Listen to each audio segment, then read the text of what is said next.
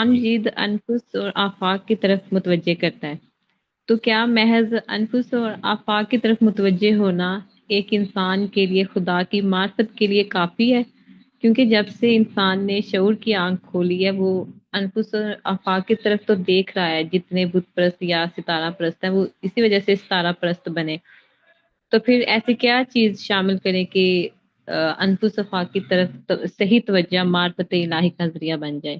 ہاں، انفس اور آفاق تو ایک پہلو ہے، لیکن اللہ تعالیٰ نے انسان کی ہدایت کے لیے اور بھی بندوبست کیا۔ انفس اور آفاق وہ بھی ہے، لیکن اللہ تعالیٰ نے بھی انسانیت کی ابتدا سے انبیاء کے ذریعے سے ان کو رہنمائی دینے کا سلسلہ وہ بھی جاری رکھا ہے۔ کتابیں بھی نازل ہوئی ہیں، دینی روایتیں قائم ہوئی ہیں، تو یہ ساری چیزیں مل کر ہی وہ ایک پورا ماحول بناتی ہیں، ایک پورا وہ ایک فریم ورک بناتی ہے جس میں انسان کو اپنے انفس کے جو تجربات ہیں اور آفاق کے جو مشاہدات ہیں ان کو اس زاویے سے دیکھنے کی اور ان سے رہنمائی لینے کا آ، ایک مدد ملتی ہے۔ تو اگر وہ رہنمائی نہ ہو، انبیاء کی نہ ہو اور انسان کو محض انفس و آفاق پہ چھوڑ دیا جائے تو ظاہر ہے اس طرح سے وہ جو دینی حقائق ہیں ان تک شاید نہیں پہنچ سکے گا، کچھ تک پہنچ جائے گا، کچھ میں تو غلط غلط تصورات میں بھی مبتلا ہو جائے گا۔